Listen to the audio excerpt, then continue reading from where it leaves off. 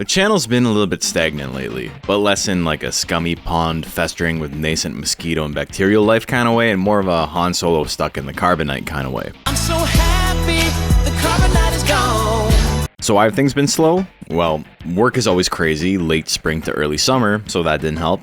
But also I was ramping up my training as I had a fight in June.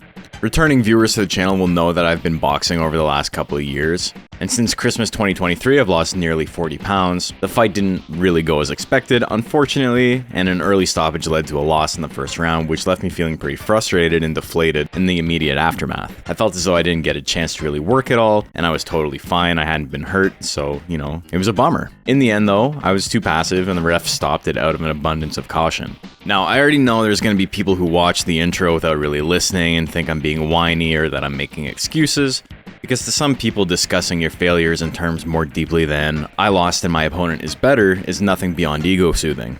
But you need to break down your failures to make sure you don't repeat them. So, here's what happened. First and foremost, my opponent was throwing way more punches than I was. I could feel him gassing himself out, I could audibly hear his breathing getting louder and heavier, and my goal was to just try and capitalize on this. I was gonna Homer Simpson it. My opponent wasn't weak. It's not like I was beating his ass and the ref gifted him a win or anything like that. He was doing fine. But he was firing at full speed and it really felt like keeping up that pace was not realistic. But, you gotta be honest about these things. He accomplished exactly what he had trained to do, and I was gearing up too slowly.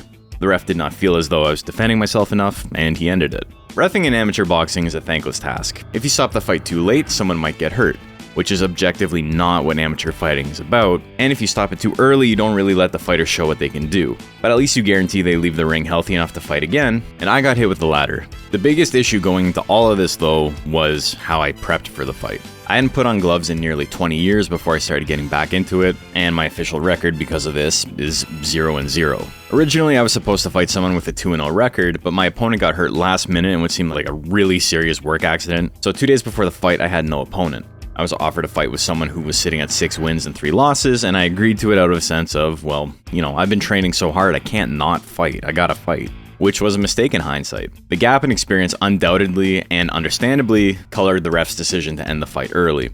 When you see someone much more experienced on paper throwing way more punches, the inevitable conclusion is that the new guy is outmatched and he's gonna get hurt if you don't stop it.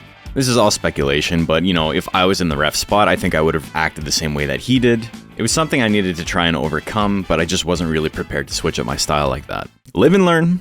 We go next. Even if you have a big weapon or a strategy you tend to focus on, it's about working within the parameters and expectations of the rule set, and nothing could illustrate that more than today's monster. How's that for an intro segue? Don't like 2-minute intros? Tough shit, loser, go make your own videos. It's Ranch Rundown time. I'm back, baby. 1, 2, 3, 4, 5, 6. I'm jumping in my ride, I'm heading out tonight. I'm solo, I'm Han Solo, I'm Han Solo, I'm Han Solo, solo. Picking up my Genki y los monstruos cibernéticos. Bajarl is one of the most bizarre monsters in the game. He's a lot of fun, and he's pretty cool, but he kinda sucks. He's also unbelievably complicated to use in casual play because learning new techniques on him is a complete anomaly. Normally in Monster Rancher, teaching your little fella new attacks is a paint-by-numbers experience. You go to Errantry, you learn an attack, then you use it a certain number of times to get the upgraded version. Bite becomes Million Bites after you've used Bite 50 times, which becomes Bite Throw after you've used Million Bites 50 times. The first thing you'll notice going on Errantry is that he literally doesn't even have techniques available at 2 of the 4 locations. No Withering techs, no hit techs. And also heavy techs, he doesn't have anything immediately available either, so you're left with a single option. Why is that? For every other monster in the game, tech chains end after 3 techniques at most. You get Ray, Mega Ray, Giga Ray, stuff like that. It's logical, it's simple. But Bajarl doesn't have tech chains as much as he has a branching system that more closely resembles the Habsburg family lineage. The only technique immediately available from Errantry is Uppercut. Or, a special tech, but those aren't available until you reach rank B. Everything else chains off of Right Jab. One branch has 4 techniques in it, and one has 5, making getting the final moves in these chains an ordeal to say the least. But let's relax for a bit and talk about his stats before we dive back into the tech nonsense. Bajarl has pretty strong growths, especially in power and skill, but everything is decent. He also has an exactly average guts regen rate, which is fine in theory, but often feels like it's not enough to make up for his below average accuracy on his attacks. His techs aren't super expensive, but they're all pretty risky, which is mitigated easily in single player since raising skill is so easy. But in competitive play, when you have to deal with stat caps and everybody can get max skill, this advantage vanishes altogether. Bajarl is mired in a nebulous swath of techniques that don't immediately show their strengths or roles and require a decent amount of game knowledge to properly curate for each format. Left jab is not great. It's Bajarl's weakest tech, and you don't want to see it very often. Luckily, it's in his overcrowded slot too, so it's easy to cover up. Hell, it's covered up by his other basic tech. It's the only monster with both its basics in slot 2. Right jab is a little bit better, but not by much. You're going to be using it a lot though, as it's the impetus for learning all of Bajarl's heavy and special power techs. Straight chains off of right jab and is also required for all of the aforementioned techs. It's a bit inaccurate for how much it costs, but you're going to have to grab it if you want to learn anything else. So, get used to it. Bajarl, through combination you can eventually avoid having this move in your loadout, but we'll talk about that later. Hook chains from straight and is Bajarl's only slot 1 tech. Nearly every Bajarl picks this up because it often ends up being his best tech. This is a lot of damage for 25 guts, and with a guts advantage or on a crit, it's often enough to one-shot any opponent. It's especially heinous versus tanks, because 2 in a row is going to ruin anyone's day. This is essentially a lower risk, much lower reward version of Durahan slash combo. Nothing's really as cracked as slash combo, but sometimes a little taste is enough. Bit of a spoiler alert, but the rest of Bajarl's techs are not very good. But Hook is such a potent equalizer that it rarely matters. Just send Hook. 1-2 Hook is a little bump in damage and cost over Hook. It's just more Hook for when sending Hook isn't enough. It's buried in slot 2 and you might not need to double down on Hook, but if you got Hook in your heart, then who am I to stop you? 1-2 Smash is Bajarl's biggest tech, and at 53 damage, that's pretty big. It's gonna kill him, that's the 1-2 Smash guarantee. 3 slots of hooking is probably too much hooking, but what am I, a doctor? I don't know your daily hook intake needs. Maybe your metabolism can handle it. Mine can't, but you know, if you want a real fucker killer build, you know what you gotta do, and you can just turn the video off now. Going back a bit, straight also chains into Magic Punch. If you have 50 uses of straight, you're guaranteed to get Magic Punch if you have under 350 combined power and loyalty. And you're guaranteed to get Hook if you have over 450 combined power and loyalty. You're also guaranteed to learn Magic Punch before 1-2 Hook, which makes getting that tech a strange pickup too. Again, you can avoid this through combination, but all in due time. Magic Punch is, and Bajarl heads are gonna really hate me for this, Hook, but better. Statistically anyway, they're really similar and Magic Punch trades a little bit of damage for a pretty big boost to accuracy. It doesn't have the exact same oomph, but it's gonna leave a mark. What makes Hook more valuable in practice is that it's a slot 1 tech, meaning it's more reliable since it's in the slot monsters spend the most time in. No slot 1 tech on Bajarl at all means far fewer attacks swung, for better or for worse. But given Bajarl's extremely poor average accuracy and huge damage, more swings tends to matter more than trying to pick your spot. Sometimes swinging more is ideal even if it doesn't seem like the right call. Wow, the video guy's intro had a reason to be there, and he's really good at applying the intricacies of this bizarre boomer game to real life. He's so cool and handsome. Just put the apology form in the bag, buddy. Mystic Punch is a huge round opener, and on a crit, it can end the fight on frame 1 versus almost any opponent. These types of techs tend to win games on a hit and lose games on a miss, so your ability to stomach that much risk will change on how you view this tech. But Mystic Punch is relatively cheap all things considered, which makes it hurt a lot less to miss as an opener than some of its contemporaries. So that's the right jab family tree. Everything starts with the jab. Uppercut is the only move on errantry at the start of the game for Bajarl, and it's what passes ostensibly for an accurate attack option. Uppercut is probably one of the most disjointed attacks in terms of how big the animation is and how piddly the damage output ends up being. That's a pretty good chance to crit, but if you don't, it's absolutely not worth the guts cost. 1-2 Uppercut is a little bit better, I guess. It has nearly 40% chance to crit with the Bad Natured Stress bonus, which is a bit of a quagmire to explain, but basically Bad Natured monsters can boost their critical hit chance by an additional 10% over the maximum Good Natured monsters have by having high stress while going into battle. 40% chance to crit is pretty good and makes up for numbers that are fine but not really interesting otherwise. Mystic Combo is 1-2 Uppercut with 11 extra force for 10 extra cost. Everything else is exactly the same numerically. 40ish% chance to crit, a little bit better than 50-50 odds to connect, a small amount of withering, pretty big damage on a crit but probably not something you want to go all in on. 39 guts is pretty expensive for Bajarl.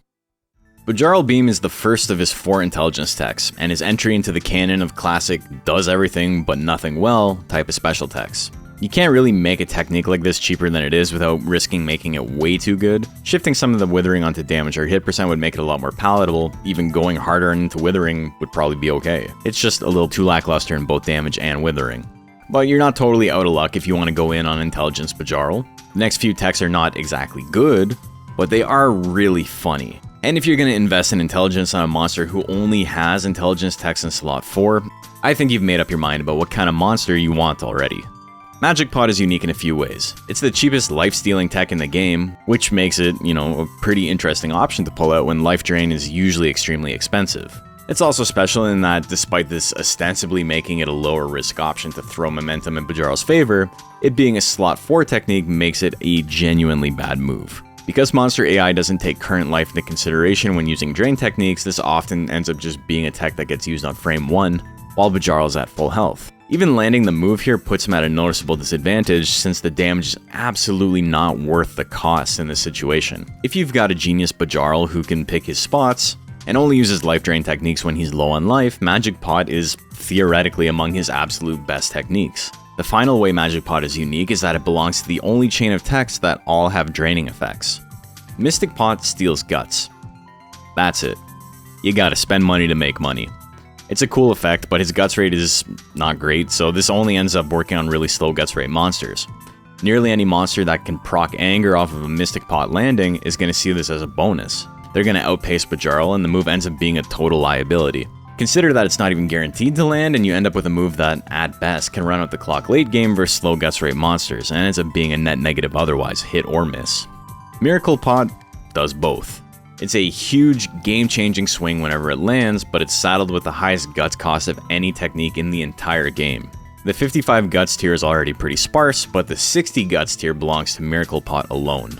It's a risky move that's both hard to land and even learn in the first place, as the third in a chain of techs that are all specials and therefore can't be inherited. But sometimes you just want to go big, and I can respect that. This is the quintessential single player move. It's cool as hell, and honestly just a heart attack waiting to happen if you're leaning on it to score you some wins in competitive play. Bajarl's tech tree is pretty absurd compared to the rest of the monsters you can raise, and it requires you to get tons of techs that you may or may not even want, which is why the best way to curate your Bajarl's tech list is through combination. I went through this in a ton of detail in my last rundown, which feels like a million years ago, sorry. But the TLDR is that in combination, the baby monster will be born with 2/3 of the main parent's learned techniques. It rolls techniques one at a time until you've hit the threshold, and if a later move in a tech chain is rolled, its immediate prerequisite tech will also be inherited. It's complicated, so I definitely suggest watching that other video if it's not clicking for you, but say you've learned straight, hook, and 1-2 hook. If 1-2 hook is the first tech rolled in the combination RNG, hook will also be learned. At that point, you've inherited 2 of the 3 possible techs, meaning you've hit the cap, and you can avoid learning straight altogether. Special techs can't be inherited, so Bajarl has a lot of techs that you'll need to work for regardless. Bajarl doesn't have a lot of subbreeds, so the best one is really just the one you think looks the coolest. Getting grit is obviously important, and anything that can boost his guts regen, like anger or guard, will make a difference too. Every Bajarl has vigor, which is completely useless in AI vs AI, and exists really only to trigger fury on your opponents, which is unfortunate. How you feel about the strength of Bajarl can change from day to day pretty drastically depending on if hook is landing or not. It's really the only universal pickup in his kit, and everything else is varying flavors of hook, or, covered in the anticlimactic sauce of typical sharp tech nonsense. Mystic Punch has a lot of oomph, and straight is pretty good for covering up the basics, but he really is just an all-in monster most of the time. The issue here is that in certain formats this starts to feel really inconsistent and weak. Bajarl always has the potential to do well because of the nature of a big slot 1 nuke that can't be covered in a way that other gamble-heavy monsters like Mochi can't really rely on. In lightweight and middleweight formats where tanks are popular, this tends to be fine, even if he's not ever really oppressive. Historically, tier lists and the like have been based off the heavyweight format, which tends to prefer speedy monsters, and a lot of the best and brightest can do damage just as big, but with, way lower risk. He really only has the one game plan, but in heavyweight, it's a lot scarier to just rely on hook, and it might be a bit more advantageous to pick up arguably lesser techs like straight, magic punch, or even 1-2 uppercut, just so he has better damage options that don't require the gambling up close. This isn't Bajarl's forte, but you have to build for the format. Preparation makes all the difference. Ask me how I know. Hey guys, thank you for watching another Rancher Rundown. Sorry it took so long. Boxing's sick though, man. I'm excited to get another fight in under my belt. I don't know when it's gonna happen. Fall's always really busy for me, so training's gonna have to take a bit of a backseat. But I do want to apologize, especially to Patreon members who've, been supporting through all of this. And I was racking my brain trying to figure out what I can do. The Moosebone Classics are cool, but they deserve something more. For Patreon supporters, you're getting something special. Tomorrow, another Rancher Rundown is shadow dropping. I'm finally covering Undine, my absolute favorite monster. I hate Undine, man. But I think the video is pretty good. So yeah, you can subscribe for 1 month. You can watch the video and then unsubscribe, or you can wait a month for it to come out for everybody else. I figure I owe it to people, and I really appreciate the support. So thank you for always being so cool, and I'll see you in the next one, which is tomorrow.